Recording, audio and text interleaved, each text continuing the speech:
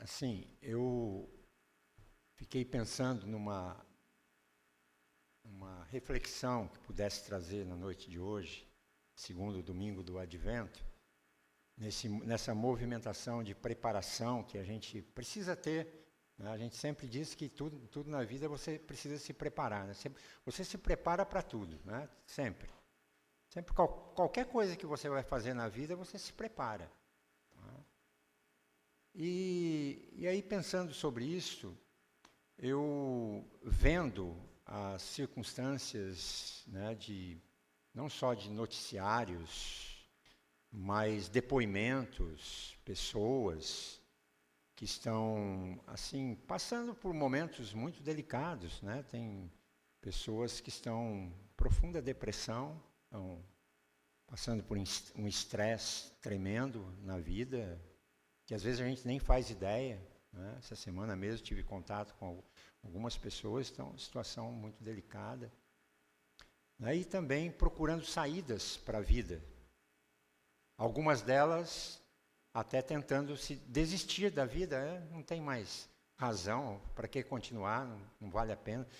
Né? E aí, olhando, né, a circunstância também do nosso país, do mundo como um todo, né, coisas divididas, pessoas preocupadas, e há quem queira desistir. Eu vou desistir porque não dá mais, não dá mais para continuar desse jeito. E a minha mensagem hoje é assim, o tema dessa mensagem é: não desista de ter esperança.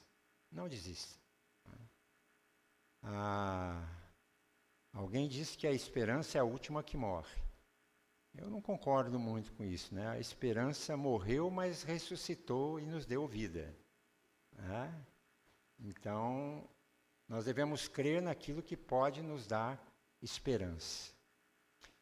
E o texto que eu quero pautar esta reflexão está em Hebreus capítulo 11, os versículos de 8 a 10.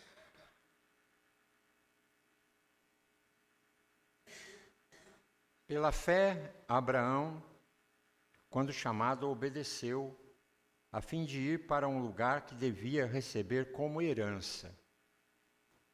E partiu sem saber para onde ia. Pela fé, peregrinou na terra da promessa como em terra alheia, habitando em tendas com Isaque e Jacó, herdeiros com ele da mesma promessa. Porque Abraão aguardava a cidade que tem fundamento, da qual Deus é o arquiteto e construtor. Vamos orar. Obrigado, Pai, que a palavra do Senhor pode produzir nesta noite esperança. Por isso, rogamos que não seja nós a transmitir a Tua vontade, mas a própria presença do Teu Espírito Santo em nós. E assim, Senhor, teremos consolo e orientação para esta noite. Venha, ó Senhor, nos abençoar e nos guardar e falar ao nosso coração, em nome de Jesus. Amém.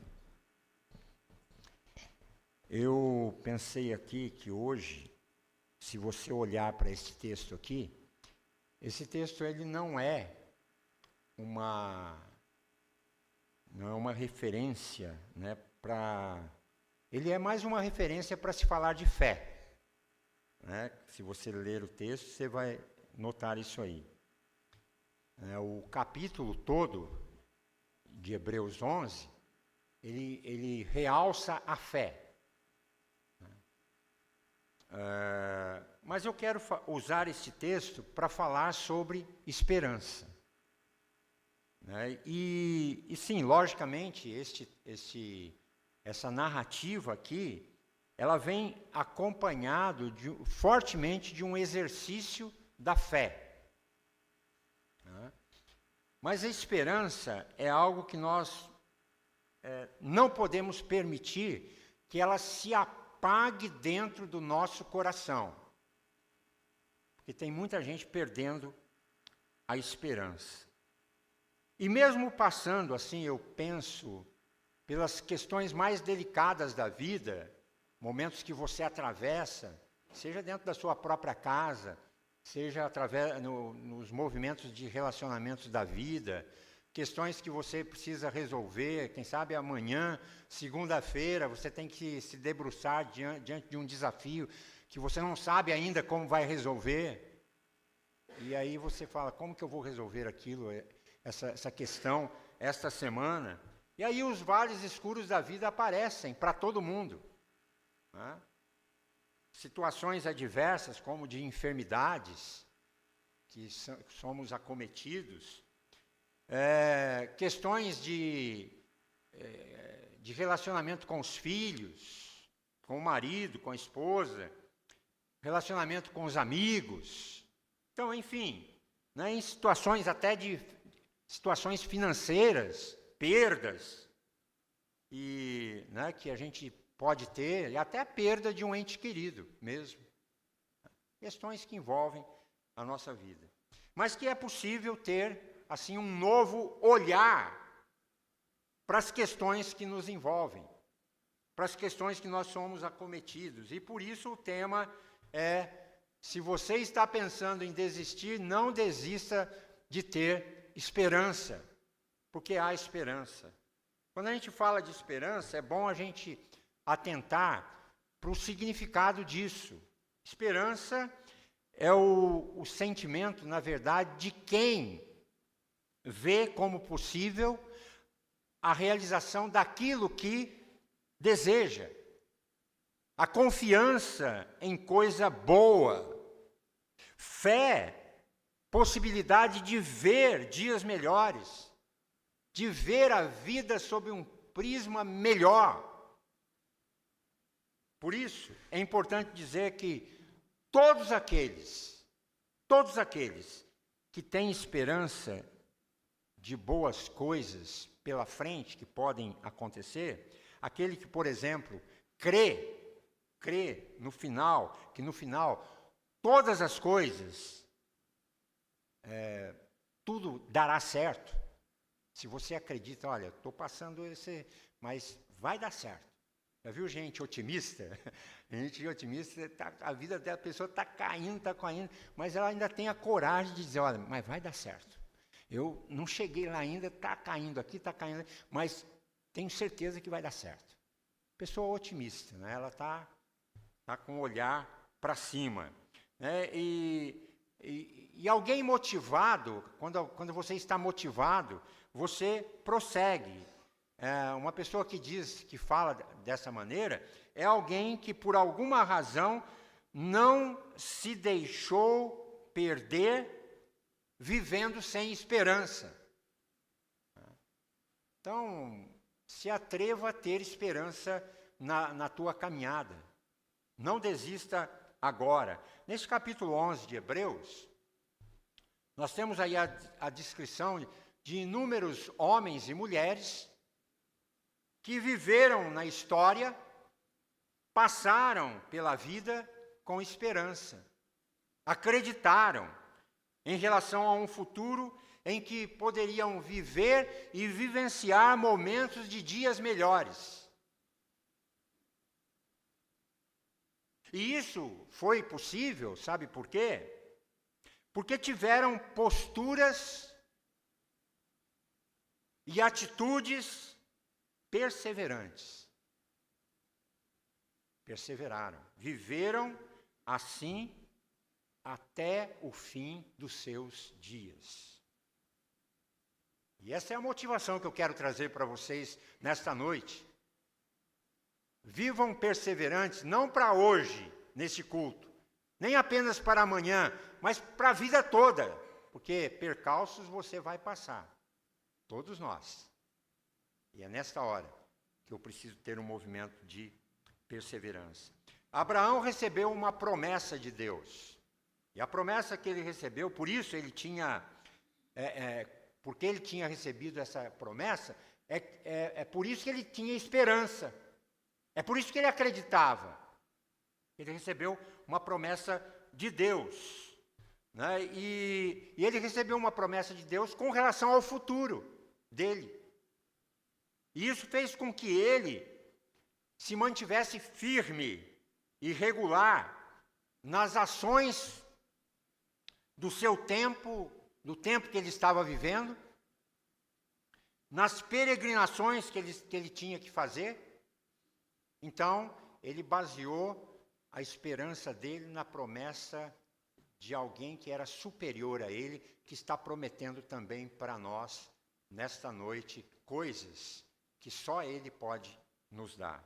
E por isso, depois de toda uma elaboração, eu diria assim, teológica, se você vê no livro de Hebreus, né, nos 10 primeiros capítulos, né, há uma elaboração teológica, doutrinária.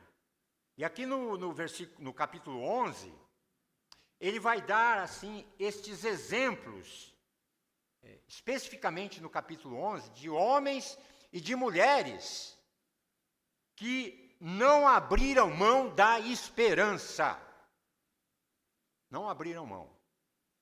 E caminharam com atitudes regulares, no seu tempo, no seu dia a dia, nas suas rotinas, diante do quê? Das adversidades que elas enfrentaram naquele momento. Porque essas pessoas olharam para o futuro como, assim, eu diria, com a visão de quem os aguardava no futuro. Se você não perder a visão de quem te aguarda no futuro, você sempre vai ter esperança. E isso faz muita diferença na nossa vida. Você pode parar e olhar para isso, e aquelas pessoas, eles olhavam, lá, citando ali o Abraão, aqueles homens e mulheres do capítulo 11 de Hebreus, eles olhavam para as promessas de Deus para eles, e por isso, eles não perderam, sabe o que? O foco. Eles não perderam a determinação, mesmo diante de sofrimentos e de dores. Eles olhavam sempre para alguém que poderia firmar o passo deles. No versículo 8, diz que Abraão partiu como? Sem saber para onde ia. E que pessoa que é essa, né, que faz uma coisa dessa? Então, para ele, não importava o lugar, mas o comando da voz de Deus e a promessa de que ele o acompanharia até o destino final. E ainda no capítulo 11, inúmeros homens que você vê ali, e mulheres, são retratadas como pessoas que viveram, gente, sabe de que forma? Viveram, assim, as adversidades de uma forma intensa, talvez diferentes daquelas que nós temos vivido, né? Mas aquelas pessoas vivenciaram adversidades e diante destes percalços da vida, elas não desistiram, elas não sucumbiram, elas não abandonaram, elas focaram no que era importante e naquilo que elas deveriam prestar atenção e perceber que podia acompanhar elas até o final. Eles se mantiveram esperançosos. E a esperança deles gerava, sabe o que no coração delas? Fé, força, determinação. No tempo presente deles, das peregrinações deles.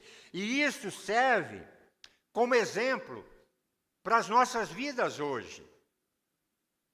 Abraão e os outros relatados neste capítulo 11, tem uma frase que está no versículo 38, que é muito interessante e que diz o seguinte, eu acho bem interessante essa frase do versículo 38. O mundo não era digno deles, dessas pessoas. Aliás, o texto realmente é espantoso, né? Se você ler capítulo 11 de Hebreus, você se espanta com o que está escrito ali, né? Quando a gente lê, veja só, que a vida destes homens e dessas mulheres, eles tiveram que passar por tudo que passaram. Sabe por quê? Por crerem em Jesus. Por acreditarem que Jesus era o Senhor, que Jesus podia ir à frente deles e receber esse título dado pelo próprio Deus. Os versículos 35 a 38 diz assim, olha só, mulheres receberam pela ressurreição os seus mortos. Alguns foram torturados, não aceitando o seu resgate, para obterem superior ressurreição. Outros, por sua vez, passaram pela prova de zombarias e açoites, sim, até de algemas e prisões. Foram apedrejados. Essa parte aqui, toda vez que eu leio, eu me choco, né? É uma parte terrível. Cerrados ao meio. Quer dizer, passaram um serrote. Que coisa horrível. Mortos ao fio da espada. Andaram como peregrinos, vestidos de peles de ovelhas e de cabras. Passaram por necessidades, foram afligidos e maltratados. O mundo não era digno deles. Sabe por quê? Porque eles lutaram por valores e por princípios de Deus, que Deus tinha deixado para eles, e para cuidarem de pessoas que os cercavam, e por isso, nessa caminhada firme e esperançosa, eles chegaram até o fim e viram dias melhores. Por isso, o escritor diz assim, que o mundo não era digno deles. Agora, essa carta aos Hebreus, que o mundo, quando diz que foi escrita lá, ela foi escrita por um motivo. É assim, os discípulos de Jesus estavam desanimando na caminhada, naquela época. Eles estavam cedendo, alguns deles. E até mesmo alguns deles estavam voltando às práticas da religião judaica e do judaísmo. Olha só, aquela época. E o que nós notamos aqui é que quem escreveu a carta aos Hebreus estava pensando de alguma maneira, em elucidar na mente e no coração dos seus leitores, sabe o quê? De que Jesus é a revelação máxima de toda a Escritura Sagrada. E que eles precisavam manter firmes na esperança de que Jesus é o supremo sacerdote. Jesus é o Rei e Criador do universo. E que, de alguma maneira, vamos celebrar agora o Natal, o nascimento de Jesus, de alguma maneira ele entrou na história. E ele entrou na história com um objetivo certo. O nascimento de Jesus é a primeira hora de Jesus na Terra. A hora que ele nasce, é o Natal, celebramos o Natal. Mas ele tinha um propósito tremendo. E o propósito dele não era só ensinar e conversar com os homens e dizer o caminho para eles. O propósito dele era chegar na cruz. E ele fez isso com excelência. Ele foi até o fim, consciente, mas chegou lá. Para quê? Porque o objetivo dele não era a cruz. Quem que quer ir para a cruz? O objetivo de Jesus era que ele era um mal necessário. Ele tinha que passar por aquele momento para alcançar o objetivo maior dele. Você. Ele alcançou você. O propósito e a missão dele era atravessar a cruz para chegar até nós. E lá ele promete uma coisa, que todo aquele que crê que ele é totalmente suficiente para fazer com que você se reconecte a Deus, vai ficar bem. Aquele que crê nisso, ele vai dizer, ainda que morra, viverá. Porque foi lá na cruz, ele atravessou e encontrou o seu último inimigo. E lá na cruz, a morte disse para ele, você é meu. Ele disse, negativo, eu vou ressuscitar ao terceiro dia e vou atropelar você, morte. E todos aqueles que crerem vão comigo ressuscitar. Vão estar comigo no último dia, porque também ressuscitarão. Você também vencerá no último dia o maior inimigo da humanidade, que é a morte. Jesus fez isso. Por isso, o autor aos Hebreus tem essa intenção. Exortar aos cristãos a ficarem firmes diante da adversidade. Exortar os cristãos a não perderem a esperança. E quando nós lemos Hebreus 12, os versículos 1 e 2, ele vai dizer assim, corramos com perseverança a carreira que nos está proposta, olhando firmemente para o autor e consumador da fé que é Jesus. Quando eu olho para esse escrito, me lembro de algumas corridas que fiz, que não posso correr mais, porque sofri um acidente. Mas as corridas que eu fiz, lá em São Paulo, em São José dos Campos, aqui em Florianópolis, fiz algumas corridas aí com esse pessoal que corre por aí. E quando eu estava, o que me chama a atenção, eu uso isso sempre como exemplo, é que quando eu estava correndo, o meu pensamento se voltava fortemente. Sabe por quê? Depois de muito tempo correndo, eu estava muito cansado, extenuado, e meu foco era uma coisa só. Era que hora que vai aparecer esse portal para acabar essa corrida. Porque eu focava nisso. Então eu pensava, será que está longe? Será que está perto? Quando eu corri em São Paulo, eu não conhecia o desenho da onde eu ia correr, mas eu não sabia daquelas avenidas, não sabia que eram tão longas, o sol escaldante. Então eu não vou chegar. Mas quando eu, depois de muito tempo correndo, estava cansado, e eu ficava pensando, onde que está esse portal? Será que vai chegar? Será que falta pouco? Será que falta muito? Às vezes eu pensava em desistir. Então, quando que eu vou visualizar o término disso? E quando eu avistava aquele portal, eu ficava olhando firmemente para ele. O portal de chegada. E aquele portal era a reta final que me fortalecia. E até me animava, e até a mente mudava porque eu dava aquele pique, né? Agora eu termino, agora ninguém me segura, mas eu vou chegar. Então, Jesus é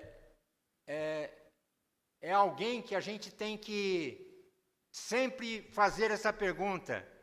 Jesus, O Senhor é o meu portal. E eu vou fixar os meus olhos sempre em Ti. Eu vou até o fim. Eu quero chegar até o fim. E Deus promete isso. Ser fiel até a morte. E eu te darei a coroa da vida. Diz lá o livro de Apocalipse. Então, gente, eu posso talvez ouvir a voz de Jesus, e eu sempre fixando no portal, e Ele gritando para mim, corre meu filho, corre! Corre com esperança, corre com firmeza, corre com perseverança, porque as circunstâncias da vida vão querer abafar a sua fé em mim. As pressões da vida vão querer afastar, eu não quero mais crer em nada, eu não quero mais acreditar em nada. Vai querer levar você para longe de Deus. Mas por isso, olhando firmemente o autor e consumador da fé, ele fala no versículo 1 do capítulo 12, corramos com perseverança, com perseverança. E aí você vai ouvir na sua caminhada múltiplas vozes que vão dizer ao seu redor, né, dizendo, pare, você não precisa crer nisso, você não precisa acreditar. Acredite, vá em frente.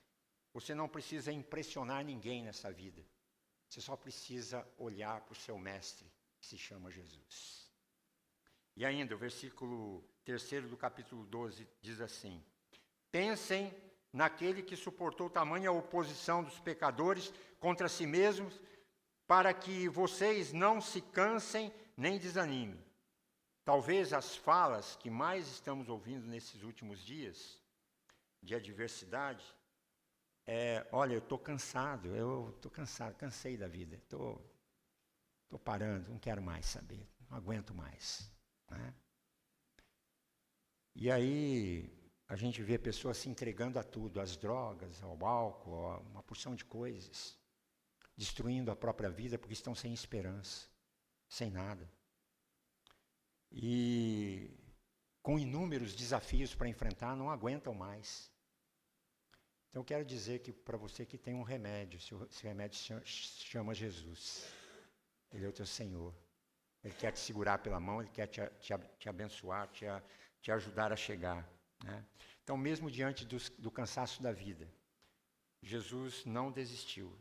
Se o exemplo de Abraão e dos outros homens e mulheres relatados em Hebreus 11 não te inspira o suficiente, olhe para a linha de chegada e perceba quem está lá. É Jesus. É Jesus. É Jesus. Por isso, quero concluir aqui dizendo o seguinte. Não desista. Não perca a esperança. Não desista de ter esperança. Porque isso que você está passando vai passar. Vai passar. Não vai durar para sempre. Vai passar. Tenha esperança. E o que vale agora é a forma como nós colocamos ordem nas atitudes que tomamos. As atitudes de amor para com Deus. De amor para com o nosso cônjuge, para com a nossa família, para com os nossos filhos, para com os nossos avós, com os nossos tios, com os nossos amigos, com o nosso trabalho, com o nosso próximo de uma forma geral. Fortaleça a esperança, porque eu creio que tudo vai passar. E quando passar, você vai poder olhar para trás e vai poder dizer o seguinte: valeu a pena ter olhado para a esperança que se chama Jesus. Concorda com isso? Amém? Fortaleça a esperança, porque eu creio que vai passar. Valeu a pena ter meditado nas palavras de Deus, que nos motivou e até hoje nos motiva para diante da adversidade, visível ou não, deste nosso tempo, agir de maneira sensata e de uma maneira responsável. E no final, você poder desfrutar das bênçãos prometidas por Ele e desfrutar da presença eterna de Jesus em um mundo onde ninguém o viu, ouviu e nem imaginou, que está sendo preparado por Deus. Sabe para quem? Para todos aqueles que o amam. Nem olhos viram, nem ouvidos ouviram, nem jamais subiu ao coração do humano o que Deus tem preparado para aqueles que o amam. Se assim for, se você crê, eu pergunto, você crê? Você quer isso? Se for assim, eu estou certo de que você vai alcançar esperança para viver dias melhores na sua curta jornada por aqui. E eu quero afirmar que esta assim, sua disposição, Jesus está, se você tiver essa disposição, Jesus, ele está disponível para você, não apenas aqui dentro desse templo, esse templo de adoração. Jesus está disponível para você, sabe quando? 24 horas por dia. A qualquer hora, em qualquer lugar. Basta um sim da sua parte, dizer, a partir de hoje, eu vou seguir esse Jesus. A partir de hoje eu quero conhecer esse Jesus. A partir de hoje eu vou aprender sobre esse Jesus. Se ele fez isso por mim, eu quero saber quem ele é, de fato e de verdade. Ele vai se mostrar a você mais ainda, a cada dia que você se interessar por ele. E dizer para você, gente, o jogo ainda não terminou. A boa notícia é que no final, Cristo vence e você vence com ele. E quando a jornada terminar, pode acreditar. Vou te dar uma visãozinha pequena, um spoiler. No final, para nós, os que cremos, será um final, sabe de que jeito? Feliz, muito feliz, com a eterna presença em Jerusalém, nas ruas de ouro, quem sabe, não sei que dimensão é essa. Mas uma coisa eu digo, não começa depois que você morre. Não começa no céu. Começa aqui na terra. A partir de uma atitude tua. Porque fazendo assim, a sua esperança será renovada, a sua fé será alimentada. Dias melhores virão para você e para os seus. Porque essa foi a promessa deixada pelo Criador, quando disse, em todas essas coisas, porém, somos mais do que vencedores, por meio daquele que nos amou. Romanos 8:37. Portanto, viva a vida com esperança, porque dias melhores virão para você, sob a bênção e proteção do nosso Senhor e o nosso Salvador, Jesus Cristo. Que Deus muito o abençoe. Amém? Amém.